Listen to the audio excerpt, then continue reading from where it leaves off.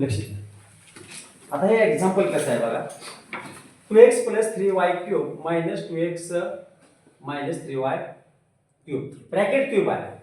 ह्या ठिकाणी आपल्याला दोन फॉर्म्युला वापरायचे. लक्षात ठेवा. किती फॉर्म्युला वापरायचे? दोन कोणते? a + b bracket cube a - b bracket cube. हे फॉर्म्युले पाठच करायचे. पहिला फॉर्म्युला दुसरा फॉर्म्युला सेम आहे, फक्त साइन मध्ये चेंज आहे. तर बघा ब्रॅकेट क्यूब क्यूबच आहेत. काय? ब्रॅकेटचा क्यूब. प्रत्येक टर्मचा क्यूब नाही, प्रत्येक टर्मचा क्यूब न बी सोडवता येतं, पण ते वेगळं उत्तर येतं.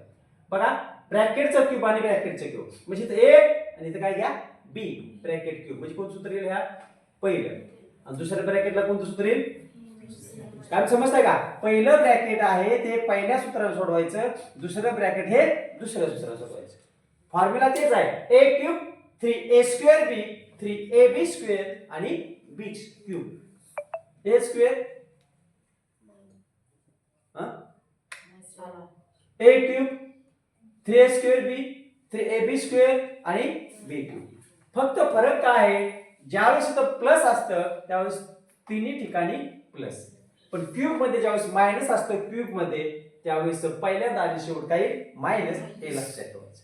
बाकीचे फॉर्म्युले पद सेम आहे, टर्म फक्त साइन मध्ये चेंज आहे. ओके. आता एक्झाम्पल, हे जे एक्झाम्पल ऍज इट इज खाली घेतले, फक्त केले काय मी इथं आता बरोबर चिन्ह म्हणजे हे एक्झाम्पल इथं खाली सॉल्व्ह केले. इथून इथपर्यंत स्टेप कशी स्टेप आहे? हा पहिल्या ब्रॅकेटचा पहिल्या सूत्रानुसार इथून इथपर्यंत एक्सपांड आहे, म्हणजे सोडवलेला आहे, विस्तार म्हणतात मराठीत. आणि दुसऱ्या टर्मचं त्या दुसऱ्या सूत्रानुसार हा विस्तार आहे, इंग्लिश मध्ये एक्सपांड म्हणतात. हे समजलं का? आता कसं सोडवलं सांगतो, लक्ष द्या. मी पहिले सांगतो नीट. आता हिथं बघा, हा पहिली टर्म घेऊ आपण, ही एवढी. याला a म्हणायचं, याला काय म्हणायचं? b. पहिलं सूत्र काय? a + b bracket cube a + b bracket cube. काय पहिली टर्म? a क्यूब म्हणजे पहिल्याचा क्यूब. मग पहिलं पद काय आपलं? 2x चा क्यूब.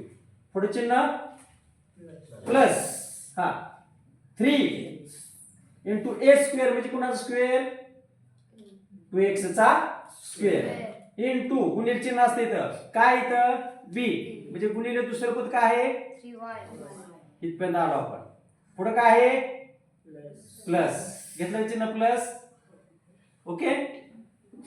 ओके, प्लसला प्लस. पुढे काय आहे? 3 ला इंटू a म्हणजे किती पद? पहिलं.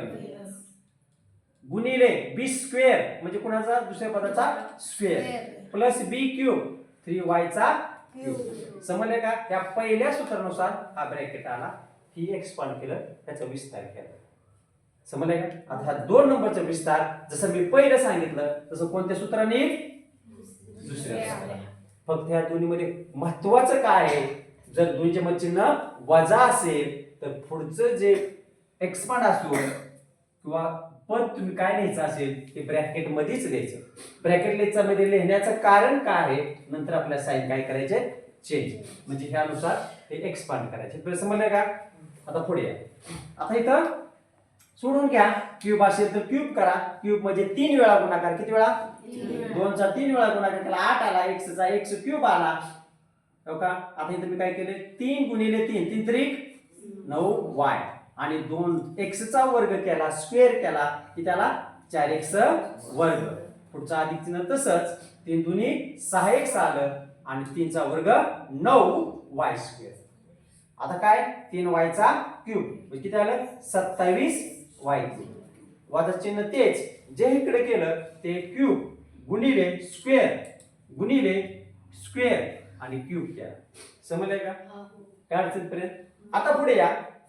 इथं फक्त आता काय केलं? काय असं घेतलं, त्यांचा 4 9 36x वर्ग y 6 9 54 xy² गुणाकार केला. हाय असेल. वजा चिन्ह तसंच इथं पण काय केला? गुणाकार केला. काय केलाय? गुणाकार. काय अडचण? आता पुढे काय केलंय? हिथून हितपर्यंत हाय असं लिहिलं मी पहिल्यांदा. त्यानंतर कंसाच्या बाहेर चिन्ह कोणतं आहे? वजा वजा वजा. कोण चिन्ह आहे? वजा चिन्ह असल्यामुळं आतली चिन्ह आपल्याला काय करायचे? बदलायचे. कसं बघा, इथं चिन्ह काहीच नाही म्हणजे अधिक आहे, ते काय झालं? वजा. वजाच काय झालं? अधिक. अधिकच काय झालं? वजा. वजाच काय झालं?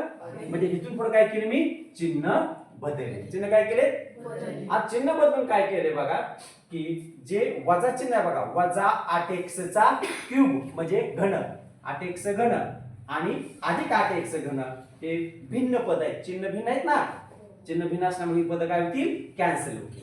त्याचबरोबर अधिक 54x वर्ग आणि वजा 54x वर्ग काय होईल? कॅन्सल.